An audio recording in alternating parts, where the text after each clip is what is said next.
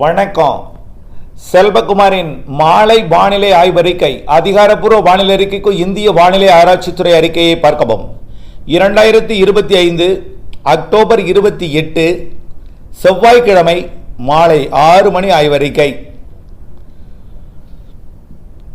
இந்த அறிக்கையில் மோந்தா புயல் கரை கடப்பது எங்கே, அங்கே பாதிப்பு எப்படி, தமிழ்நாட்டிற்கு மழைப்பொழிவு எப்படி, வரக்கூடிய நாட்கள் தமிழ்நாட்டில் மழை எப்படி, அடுத்த தீவிர மழை எப்பொழுது, உங்கள் ஊருக்கு எப்படி, எல்லாத்தையும் இதில் பார்ப்போம்.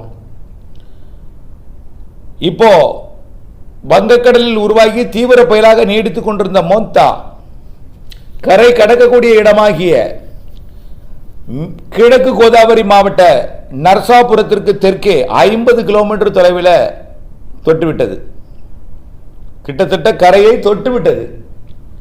கரையை கடக்க தொடங்கி இருக்கிறது. ஆனால் நாளை அதாவது இன்றைக்கு நள்ளிரவு, நாளை அதிகாலை 2 மணி வரைக்கும் இந்த நிகழ்வு நடக்கும், கடக்கிறது முற்றிலுமா.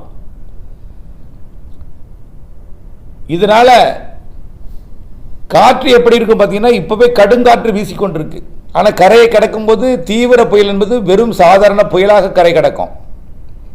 கடல்ல கடும் சீற்று இருக்கும்.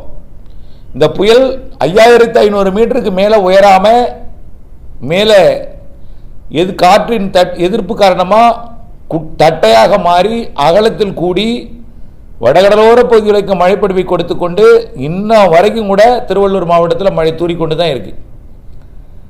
ஆனால் இப்போ விட்டுறணும், கொஞ்ச நேரத்தில் இரவு 10 மணிக்கு மேலே நிச்சயமாக பழவேற்காடெல்லாம் மழை இருக்காது. நெல்லூர்லேருந்து விசாகப்பட்டினம் வரைக்கும் மழை இருக்கும். இதில் பாதிக்கும் மழைன்னு பார்த்தீங்கன்னா நெல்லூரிலிருந்து ராஜமுந்திரி வரைக்கும். குறிப்பாக அதிக பாதிப்புங்கிறது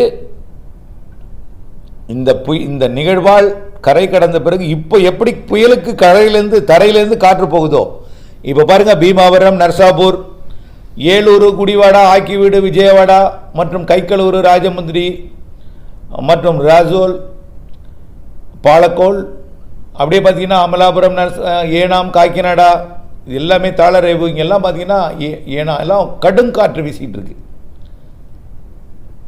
அதே போல் ஓங்கோல், காவாலி, தெனாலி எல்லாமே கடுங்காற்று. இப்போ இந்த காற்றோட பாதிப்பு எங்கே இருக்குன்னு பார்த்தீங்கன்னா கிழக்கு கோதாவரி மாவட்டம், அதாவது காக்கிநாடாவை தலைநகரமாக கொண்ட கிழக்கு கோதாவரி மாவட்டம் மற்றும் காற்று பாதிப்பு உள்ள இடம். அது காற்று